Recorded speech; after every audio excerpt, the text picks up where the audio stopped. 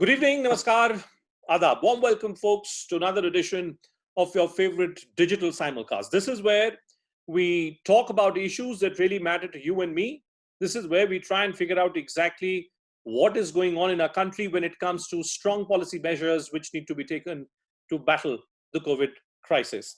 Well, today is a rather interesting day.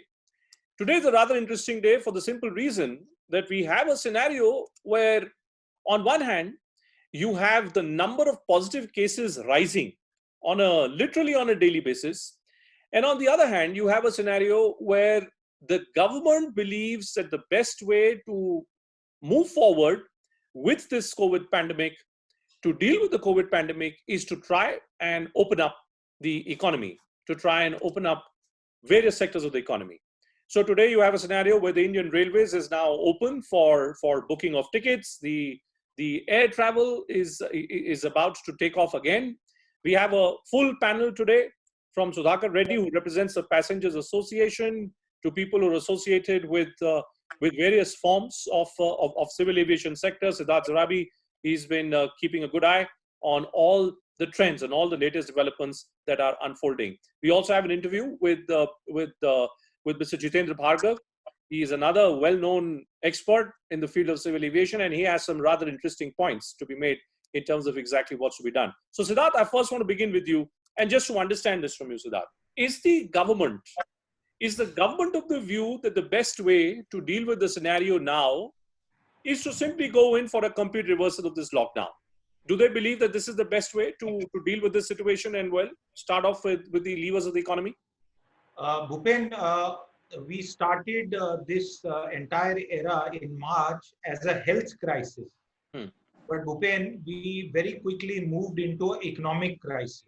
And that transformation of a health crisis into a severe economic crisis that is testing the willpower, the capacity, and the ability of our central exchequer as well as all the states of India, regardless of the political parties that are in power there, has meant that Corona is now an economic crisis more than it is a health crisis. And that is what has dictated this decision of relaxation, even as the COVID curve, the infection curve, has not really flattened in India. So we basically understand that what is going on is the government has concluded that, well, we cannot manage this crisis in terms of its overall, in terms of its human cost. Therefore, let us try and see that the economic consequences, which otherwise you would have had to bear, let us deal with the economic consequences. Is that what you're hearing? No, Bhupen, I wouldn't agree with the first part of your statement where you said that the government has concluded that it cannot control or bear the health crisis. I don't think that is a fair categorization. As you have discussed and all of us have discussed in the past, I think we have done reasonably well. If you look at the total population size and the density of the infection clusters. The second part really, as far as dealing with the consequences of the health crisis, I think while there might be ground level difficulties, inefficiencies, to some extent callousness, lack of aptitude, and perhaps sarkari overbearing, the danda kind of philosophy, the fact is that the economy needs a lot of attention. Bhupen, this virus will go away at some point of time. Some vaccine will come. That will be mankind's fastest vaccine ever. But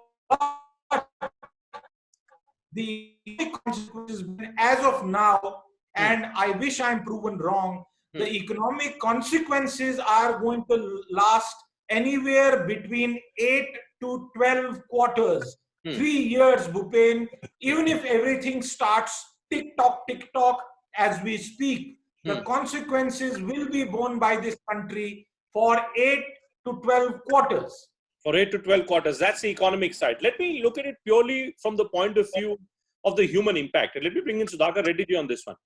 Sudhakar ji, from passengers, I was looking at the kind of standard operating procedure protocols which have been set up by the Civil Aviation Ministry today.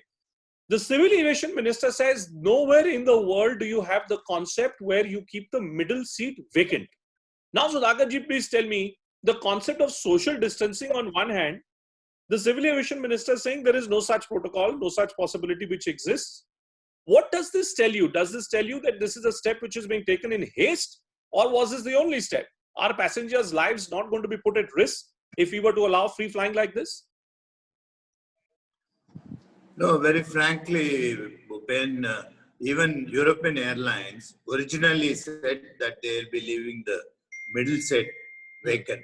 Then IATA did a study and they came up with a recommendation that there is no need to leave middle seat vacant because each passenger is sitting between 30 inches of each other and they're all looking forward. They're all looking at one direction. And with the HEPA filter in place in the aircraft, there is very little danger of, this kind of thing happening just because you leave the middle seat vacant. So I suppose both looking at the economics of the airlines in terms of seat capacity and also looking at the reduced schedules for the summer, I think there is nothing wrong in the middle seat being allowed to be filled up. Okay. You think passengers are willing to take? And I have a few things. Is there a risk? Is there a risk or is there no risk? Well, see, it is a matter of time. Let me tell you, in the coming week or 10 days, there will be a rush of passengers because many people are stuck in various destinations. After that, the load factors are going to drop substantially. Take my word, after 2 weeks, it will go down to as low as 35 to 40%. When that happens, you can have a seat for yourself. Okay. Each one will have a seat, all the 3 seats for themselves. All right. And that's going to happen. Okay. Raji. What I am more worried about is... Yes. Yes, go ahead, sir. Go ahead. Yeah. Go ahead. Yeah, what I'm more worried about is this quarantine, business. Yesterday, Maharashtra government said they are going to insist on quarantine for every passenger that comes into Bombay or Pune. Now, same thing from Guwahati we have heard this evening that they are going to quarantine all passengers. And Bangalore is, still not very clear. Tamil Nadu, they have had a meeting this evening between the chief secretary and the airport director. They have still not resolved. They don't know whether they're going to permit or not permit flights. So given the scenario, I feel there will be very limited number of flights, taking off from various destinations. Right. That's what I'm trying to understand. And I want to bring in Raji. Raji, if you can hear me, you need to unmute yourself, Raji, because I can't unmute you from here. So if you can just unmute yourself so that we can hear you. I wanted to understand from your end, Raji, the issue of passenger safety, since you represent the Travelers Association and the Travel Agents Association. I don't know if you know how to unmute yourself, Raji, because I can't unmute you from here. Maybe there's a setting issue at your end. Yeah, Raji, can you unmute yourself? Okay, well, Raji, no, good. You managed to unmute yourself. That's technology. Yeah. And it's funny that we're talking about this here. We're depending on technology to take us through this worst period of COVID environment. And look at how when it comes to execution, it may be a great plan, but when it comes to execution, we may end up struggling. So I want to ask you, do you anticipate that a lot of Indian citizens are suddenly going to rush and start booking air tickets? No, I have a different point of view. Whereas Sudhakarji rightly said, the first few days will be a huge rush and people who are stuck, tied up, will like to go back home, with relief. But the point is, even after that, when it goes to a usual curve, lessening to 35-40% of seat capacity, there will be people who are wanting to travel. Agreed. They will go from Delhi to Bombay. But where will they go and stay? The government must also ease the lockdown on the most important aspect after this, after opening out the airline, which is the hotel industry. If the hotel industry doesn't get opened out, if the people are worried about staying with their relations, or vice versa, the relations are scared to bring in those passengers or relatives who are coming from other places of India to their home, where will they go and stay? So if the government is not easing out the most other aspect of vital tourism or the enhancement of people to start mingling with each other, even domestically, how can it pick up? Chaubey? It's impossible. It has to even out some norm of people to be able to go. Agreed, they won't go to 5-star. Everybody can't afford to go into a 5-star. But even if it is a motel, it is a resort, it's a 2-star. They need to go and stay somewhere. So if the aviation industry is opening out, simultaneously a boost must be given or an incentive must be given by the government to ease out the fact of accommodation. It is an integral part. So SOPs have to be set in place. Maybe they allow only 40%, maybe they allow 33%, but whatever it is, it needs to get incentivized. It needs to get incentivized. Okay, Siddharth Rabi has an update for us. Siddharth, a lot of criticism has come in. Since the morning, various people have been WhatsApping me that on one hand, you are going in for limited number of flights. And then on the other, what you're doing is that you're charging exorbitant prices. Now, the Civil Aviation Minister has worked out a solution around that, hasn't he? What exactly is the government planning to do to keep the prices in check? Well, the circular has been issued by the Ministry of Civil Aviation, and I must tell all our viewers that after 1994, when civil aviation was deregulated, this is the first time in my memory that the government has stepped in and started to administer prices. What has been done, Bhupen, is 7 slabs of fares have been fixed. The least fare, the most minimum fare is 2,000 rupees, and it can be taken up to 6,000, which means it can rise three times. And in the 7th class, the minimum fare is 6,500 and the maximum is 18,600. When I said class, it does not. Let me explain to you what these sectors are. The class A sectors are 46 to and fro points. Class B sectors are 83 to and fro points. Because there's a lot more detail, it will take too much time to name these. Class C sectors are 87 to and fro points.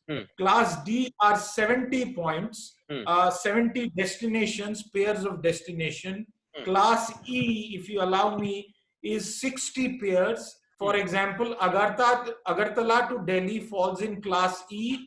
Then Class F is I'm just getting you the Class F details as we speak. It is 32 pairs, and Class G is 6. Class G is the most expensive.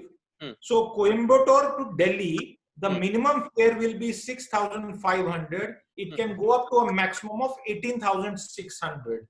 Thiruvananthapuram to Delhi is also the 7th class. 6,500 being the cheapest fare and 18,600 being the cap. So in some ways, this is something that I have been arguing for. And just like we heard on the show a little while ago, there will be a release of pent-up demand. There are students, families, parents and children separated because of the sudden lockdown. They will all go back out of sheer necessity. And I completely agree that now with 4 or 5 states which are likely to quarantine people on arrival, the whole idea is to prevent. So while a relaxation has been done, what individual states are doing is they are still putting health concerns above people's need to travel. Remember, essential travel of government is possible, freight is possible. So what the government seems to be telling us is only travel if it's absolutely necessary and be ready for a 14-day quarantine. Well, so the government has made it clear. You want to travel, you weigh economy over your life, well, go right ahead and do that, but then be ready to face the consequences. And there's a bit of a political equity issue also. If you are going to quarantine migrant labor traveling by trains, how would you allow upper class, middle class to get away without a quarantine book? Well, that's a whole problem. That's a whole problem. And that's where somewhere the government still appears to be stuck in terms of what is the road ahead that needs to be taken. Gentlemen, thank you so much for joining us in this edition of Talk to Bhupen. Here's hoping that all of you stay safe. And if you have to travel, well, please travel safely. Goodbye. Stay well. Stay safe.